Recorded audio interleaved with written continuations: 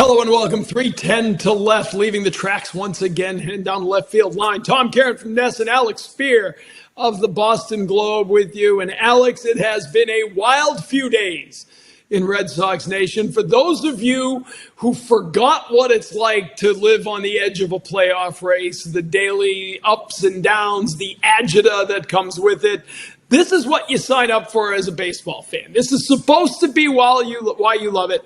So don't complain to me on Twitter that they've lost 2 in a row, they're ruining my summer, and they've won 2 in a row. And what am I going to do with this team? That's what you're supposed to get out of late August baseball.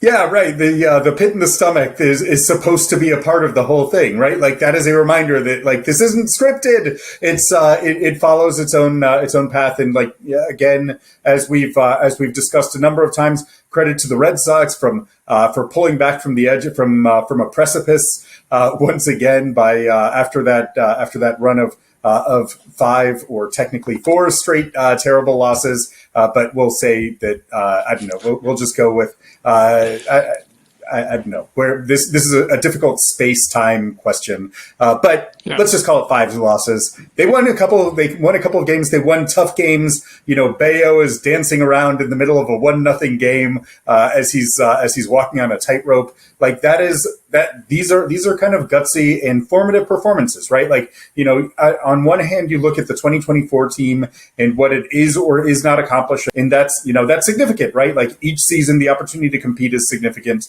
but you also kind of take notes and put an asterisk by certain moments, and you watch the growth of players and wonder what the implications are, not just for 2024, but for the future. And you take something from watching things like Bayo, things like Jarren Duran opening up 7 of 9 games with hits, including extra base hits in 6 of those. And you're like, okay, these are building blocks for a team that's playing for something and playing as if it has something to play for.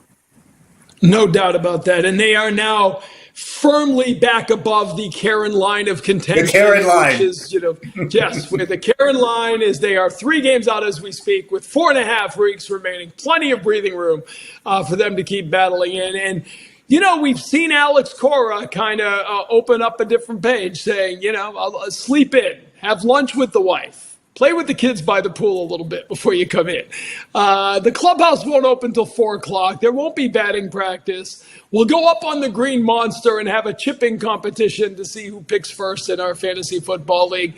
Take a deep breath, have a little fun, and this group has responded. Now, I don't know if you can spend the next 4.5 weeks without batting practice. I would have to think at some point you got to get back to work. But it's been fun watching this team, as you said, from the 5-game losing streak that was only 4 games to where we are now, where they're laughing and they're joking and they're having a good time again. It worked. Yeah, it was. The veterans are describing it as a pretty important reset. That it was a necessary kind of antidote to the to that sense of the walls closing in, because they care, right? Like they understand that these are meaningful games in terms of determining whether or not they play in October or not. And when those kinds of stresses are introduced throughout the day, right, that's exhausting, and you aren't necessarily playing at your freshest and most explosive. Obviously it's mostly conjecture, although there are mechanisms for measuring things through sports science, whether or not there are physical benefits to that whole idea of unplugging. But they sure look like they had a little bit of a chance to catch their breath, and they say they had a little bit of a chance to catch their breath. And to your question about batting practice, I do remember that the 2016 Cubs basically abandoned batting practice on the field down the stretch. Now, that was at a time when you didn't have high velocity machine work that you were doing behind the scenes. But at the time, Joe Madden said, batting practice is kind of silly, right? Like you have like a bunch of people like feeding in 70-mile-an-hour meatballs. Like, what are you accomplishing aside from getting someone to what are you actually accomplishing in the form of this if you have an opportunity to rest people over the course of a very long season? And I do think that being able to give certain players who have played a lot and more than they ever have in their lives a chance to catch their breath, not a bad thing. Not a bad thing. I'll cross sports on you. When Cam Neely came back from a hip injury and scored 50 goals in 50 games, which was an incredible thing, he never went to the morning skate that season to preserve himself physically. But it also got a lot of people in hockey saying the morning skate is just something that we've always done. No one's ever questioned why we do it. What other sport do you get up in the morning, go in, have a little mini workout, then go take a nap, and then come back for the game? The answer is none. And no other sport does that. You shoot around at NBA, it's a little bit like that, but they've gone away from that. So, question everything and decide what is best for you, even if that means bringing back a 44-year-old pitcher in Rich Hill, who, when he takes the mound, as we speak, he has not yet. But when he toes the rubber for the first time in a game, he will have done so in each of the last 20 major league seasons. We've always known it was a possibility. This was what he had sort of set out to do. You were one of 30 teams who might get him. When James Paxton went down, it seemed inevitable that it would be here. Nonetheless, Alex, it is stunning when you look at what he has been able to do, how many times he has reinvented himself, and how he has continued to thrive in this sport. He's the right person to be adding to a team that keeps pulling itself back from the brink, because I think that you could probably have written off declared the end of Rich Hill's career on a number of occasions. Quite frankly, when he came to the Red Sox for the first time in 2010, after he'd been designated for assignment by the Cardinals, and the Cardinals had not seen him as being a player worth calling up that year. That was at a time when the Red Sox, when he kind of resurrected his career in a relief role with the Red Sox, he decided, along with John Farrell, then the pitching coach, that he was going to be dropping down and being a sidearm reliever. And Rich Hill said, I think I've found it. I can do this role, sidearm reliever, for the next 10 years. I can do this until I'm 40. And at the time, he told me that, and I said, that's an awfully nice ambition that you believe in that, but that's a ridiculous thing to think is possible. Well, the egg is very much on my face, because he is still going strong at 44, and not just as a sidearm reliever, but the sidearm stuff played into what he's done and figured out as a pitcher, as a starter, as in everything else. And here he goes, Rich Hill. Here he goes, and here he is. Let's get to it. Rich Hill, can we say the newest addition, yet the oldest guy in the clubhouse?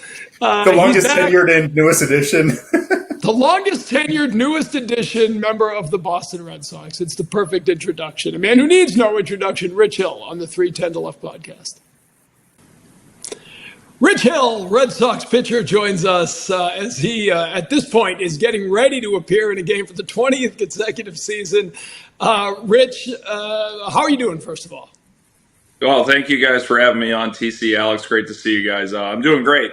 Everything's been, we've had a great summer. A lot of excitement over the summer with our son's final Little League season in town, and then for the summer baseball portion of it, All-Stars, and we finished the summer in Cooperstown, which was a great place for everybody who loves baseball to go. So it was a great summer.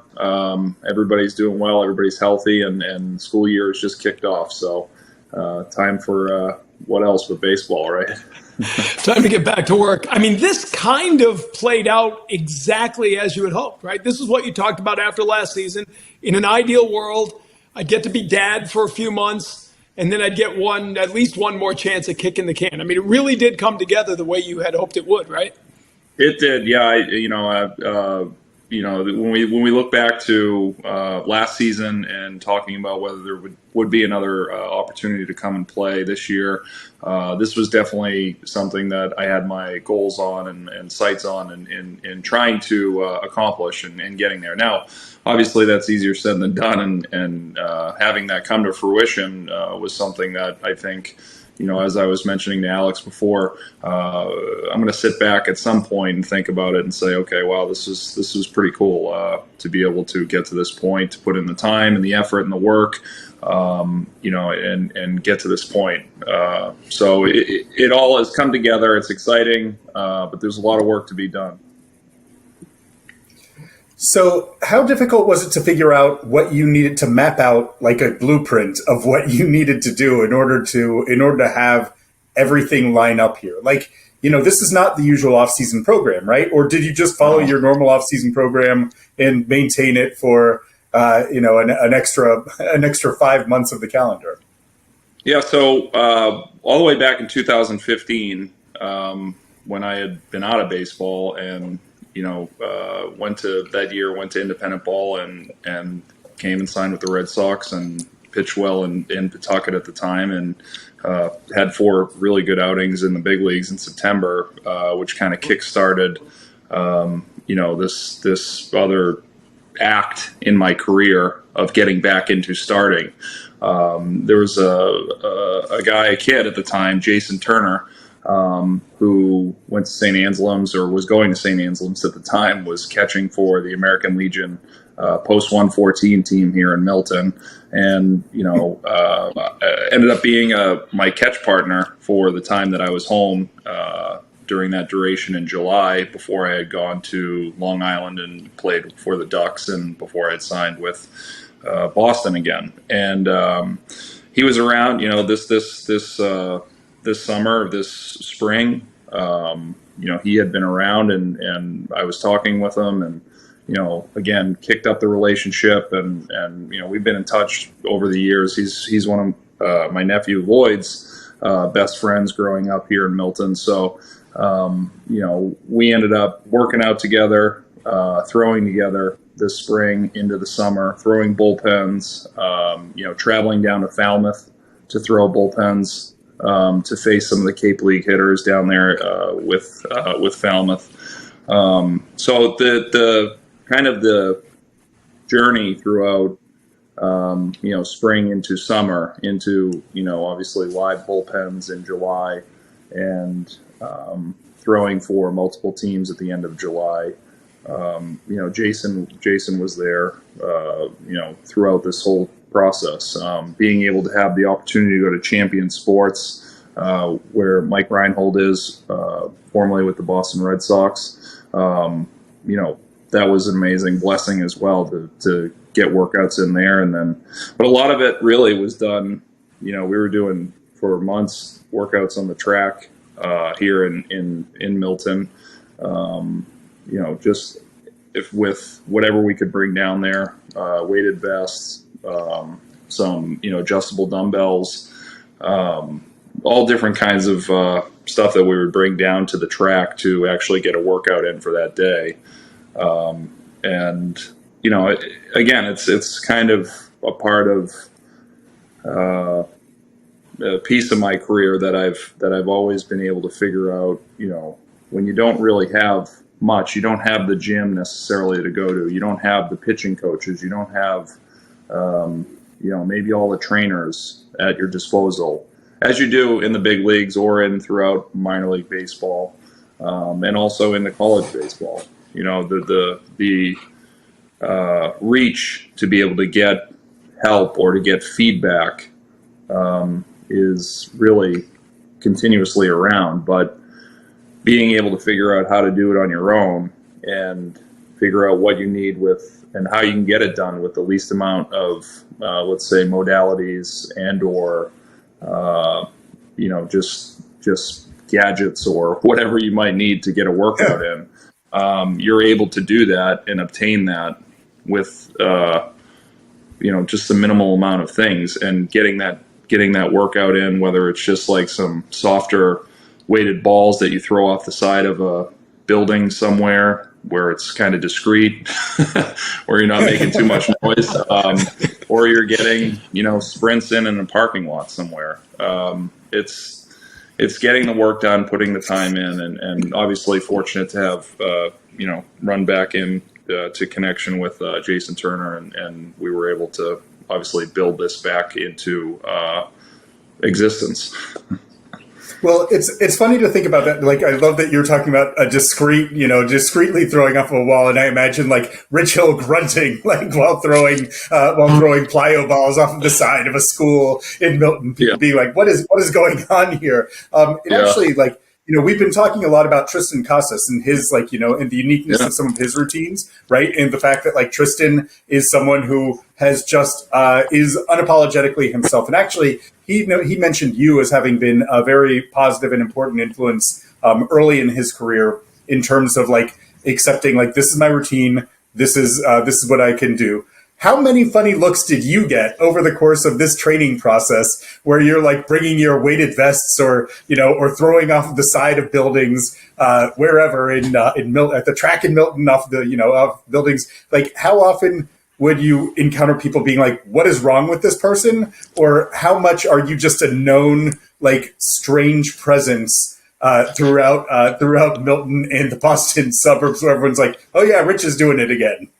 Yeah, I think Alex, I think there's part of that I mean, at 44, it has crossed my mind. It's like, okay, well, what are you doing? Why are you doing this? And it comes back because I love the game. I love playing the game, and that's easy to say and say yeah, we all love the game. Everybody loves the game of baseball, but when you can still have the ability to go out there and get hitters out and be competitive and I don't know. Just for me as a professional, there's nothing better than having that type of opportunity, and also being able to pitch at the major league level. I don't know how else to say it at this point, but it was good walking. It was great seeing people that would be at the track or running or walking or towards the end of the school year.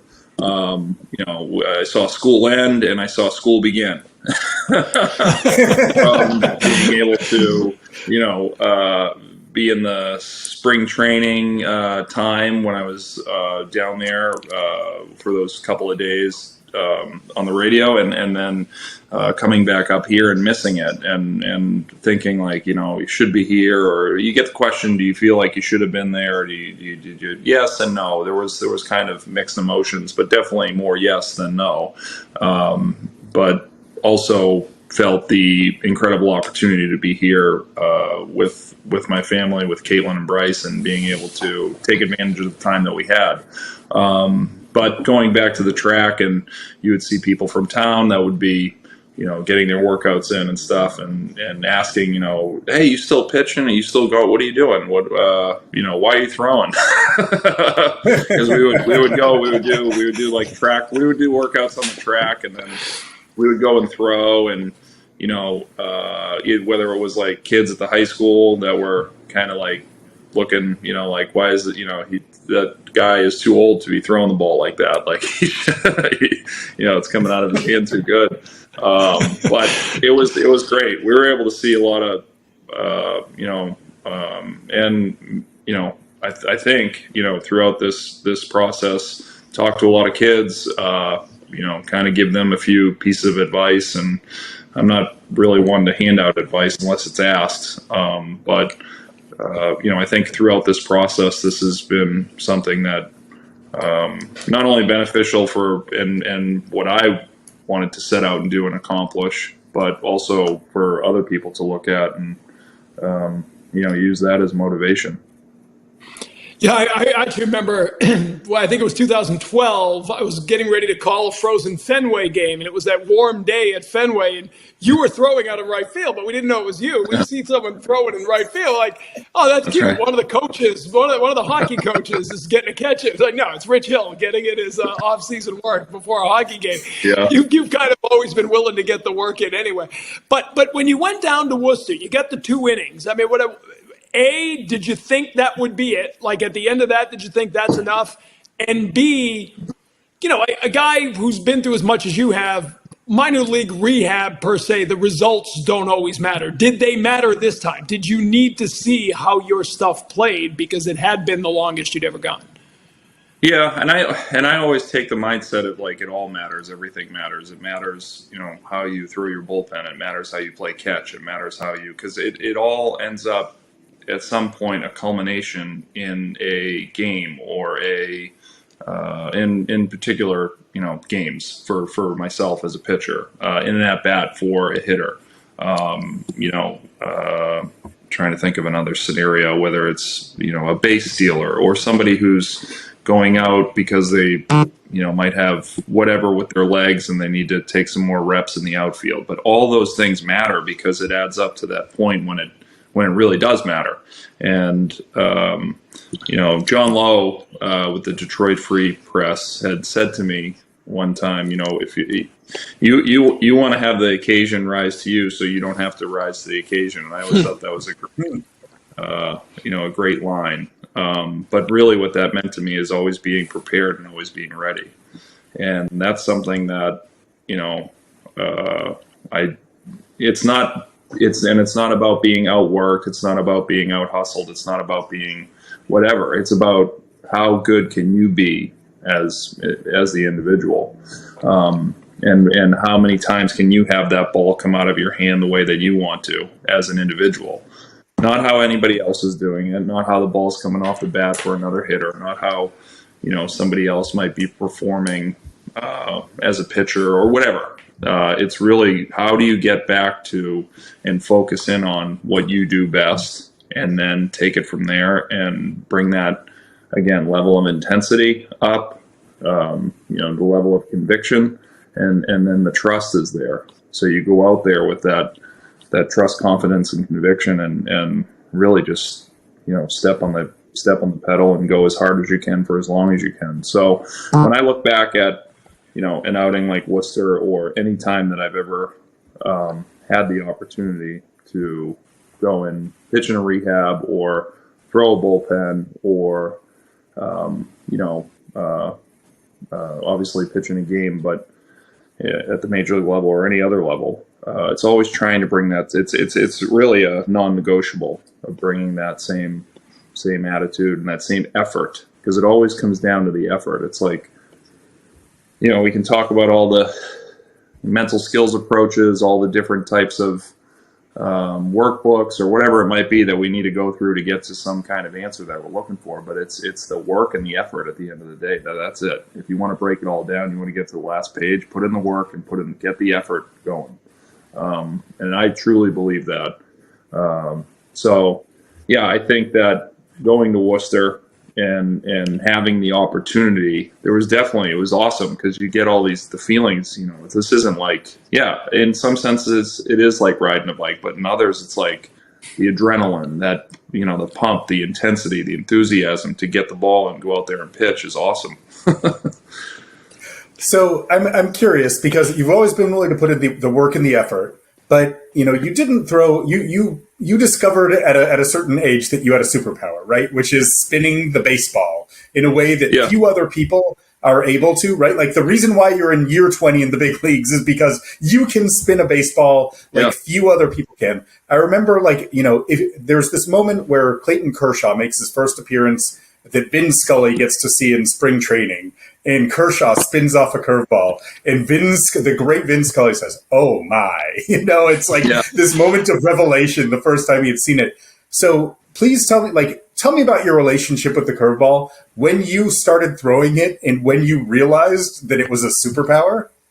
Yeah, I think when I was 16 or 17, I want to say maybe 16, I was able to really see the ability to spin the baseball. It was something that, kind of came, I don't want to say it came, really easily to me, but it definitely came to me in a sense where I had incredible kind of I guess you would say feel to have the ball come off my hand and have that shape of the curveball.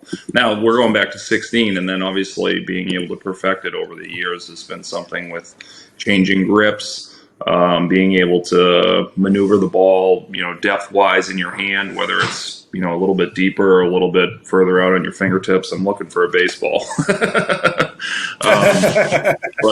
I think that's something that over the course of, these last, all the way back to 30 years. So being able to manipulate the ball and change the shapes of the balls, as Brian Bannister was telling me, when I was here in Boston in 2015, he'd asked me, how many times do you think you could change the shape of the breaking ball via Gus Quattlebaum? I have to say that was the introduction.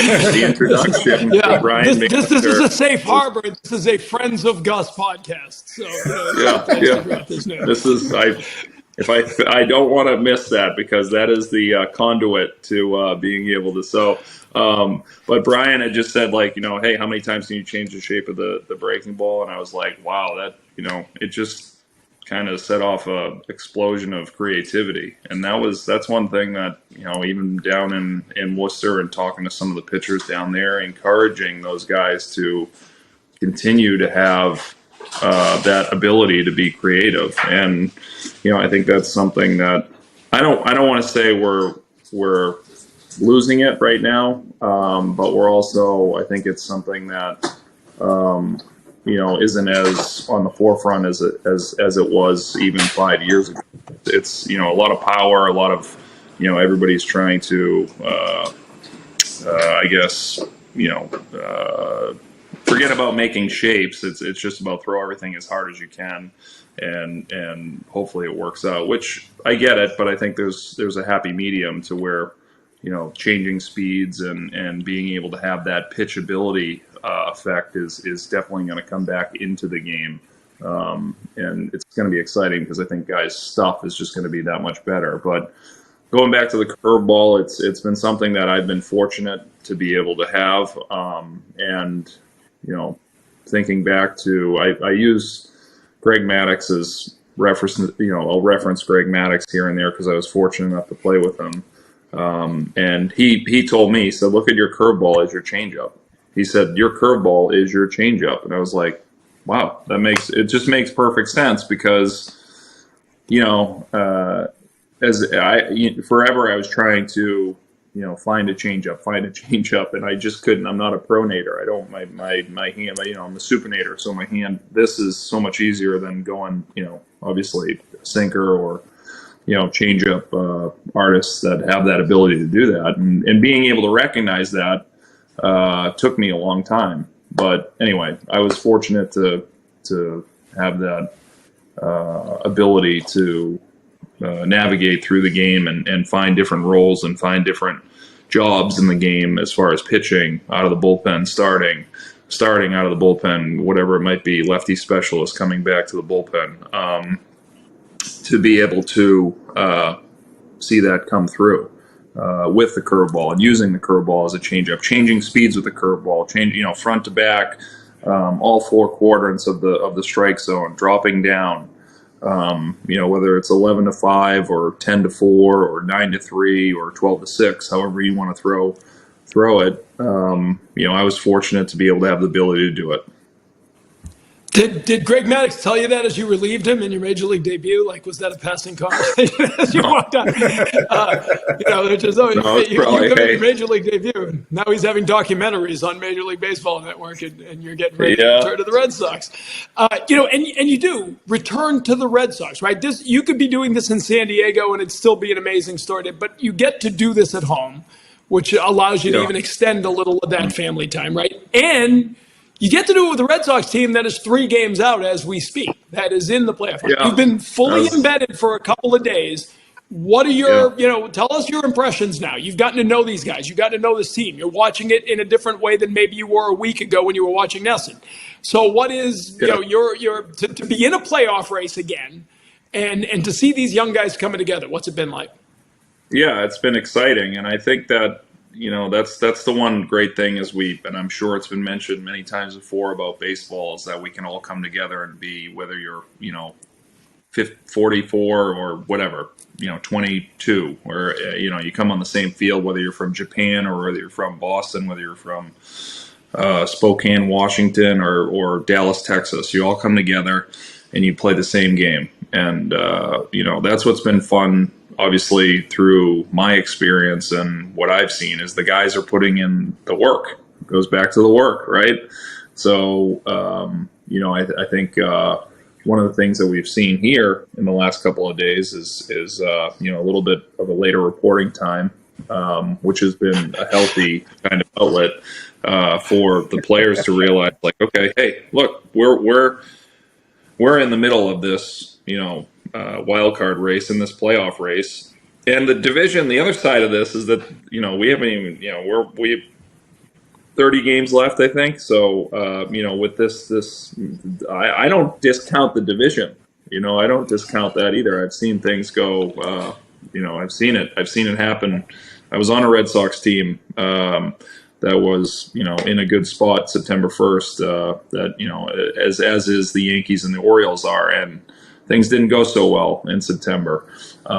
So I think we're in that spot as well to be able to, obviously if we were going to take it today and say, like, would you take that wild card spot? Everybody would say yes. And I think that looking at the way these guys go about their business, the eagerness that they want to go out and perform at that level and to perform and do it in Boston, is exciting to see. So there's no question that obviously it's you can feel it in the clubhouse. I can feel it in the clubhouse. I know that, whatever, it was maybe a tough stretch, but we're back, back on the upswing and things are looking great. I mean, yesterday obviously was a huge 2-game swing, I believe, right?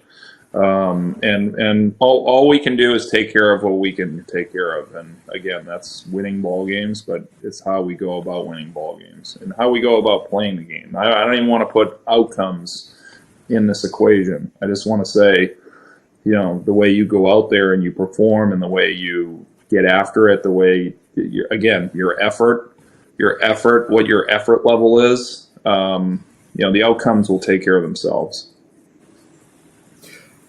We've referenced some different returns to the Red Sox organization that you've had, and it actually sheds an interesting light on this one, because in 2012 we referenced that as that year when you were returning from Tommy John surgery. You were moving up through the Red Sox system, and that was at a time when there was a young core emerging. You spent time in Salem, a team that had at the time Jackie Bradley Jr. and Xander Bogaerts, and you actually alerted me at that point to, like, this catcher Christian Vazquez is awesome behind the plate and a super commanding presence, and like you put him on my radar even more firmly than he had been. Then in 2015, when you re-entered the Red Sox system after signing out of Indy Ball, you had that brief flash at a time when Bogaerts and Betts were kind of exploding at the major league level, but like you also had this next wave of Jackie Bradley and Travis Shaw and others who were making their way up to become the foundation of a team that was really good in 2016 through 2018. You only spent a little bit of time in AAA this year. You had the one appearance. Nonetheless, you're certainly probably, because you live here, aware of the reputation that precedes Kyle Teal and Roman Anthony and Christian Campbell. What do you see as you look at kind of that group taking shape, in the fact that it is a group taking shape that has kind of its own identity, as opposed to being like prospect here, prospect there, that it's like a group coming through the minor leagues?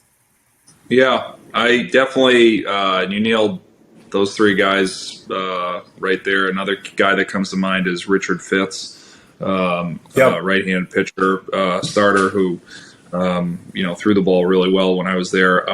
But with, throwing to Kyle Teal, being around Campbell and I'm drawing a blank on Roman Anthony. He's only 20, so I almost you and he debuted in the same year. Using him with one of your son's teammates in the Cooperstown tournament. It's easy to do. They're all the same age. I was thinking, Roman Anthony. So Roman Anthony, Kristen Campbell, and Kyle Teal, all like with when I look at those three guys, the first thing I'm always, and I don't know how much I want to dive into this, but when I observe players, I look around, I see things, whatever. You just, through experience, you've been able to kind of make this Rolodex of players and get things that stand out about guys. And it's not, I don't want to say I never, but I rarely do the comparison game. I don't want to say, well, he reminds me of this guy, he reminds me of that guy. Everybody's their own individual player. But really, when you look at the players, like okay, they're here at this level or whatever level that they're at. You know, how do they go about their business before a game? You know, how even all the way down to like the handshake, you know, before the game or whatever, the high five, whatever you want to call it. That has a level of kind of information that you can see that is going to be taking out into the game, right? Because if it's more of a, you know, assertive, like, okay, this guy's, you know, serious, he's not going to go out there and, you know, it's not that they don't have fun. It's just a different, everybody has their own personality. If somebody's got more of a, you know, whatever kind of, you know, more involved handshake, maybe there's a different level of enthusiasm that they take to the ballpark or like out to the field. It's little things like that. I don't know why, but it feeds into, you know, the makeup of a player. But, you know, Roman Anthony, Campbell, and Teal. Teal, all three have an incredible aptitude for the game. They, if I go to Teal, we talk about the catching department, enthusiastic, wants to learn more about the game, intuitive as far as, now he would be the guy that I was able to spend the most time with because obviously we were able to talk the day before I was going to pitch and kind of get on the same page, and then even during, you know, the game, chatting with him in between innings, after the game, and then following up and talking with him the day after. We had worked together, but his enthusiasm, his excitement, his rawness, and what I mean by that is just like his ability to look at the game and see it for what it is, and just, you know, kind of not take in too much. It's not really clouded yet, so there's a lot of great room to be able to lay down the proper foundation, the foundation to be able to create, you know, a catcher that has, you know, the abilities that you want in the organization that you're trying to create. And I think that's where he is right now. And I think that's going to come. I think that's probably, you know, this off season, the spring training, and going into next spring training, hopefully getting a lot of reps in Major League spring training, being able to be around a lot of the guys and again, continue that education to becoming, you know, the next guy that's going to be here in Boston behind the plate.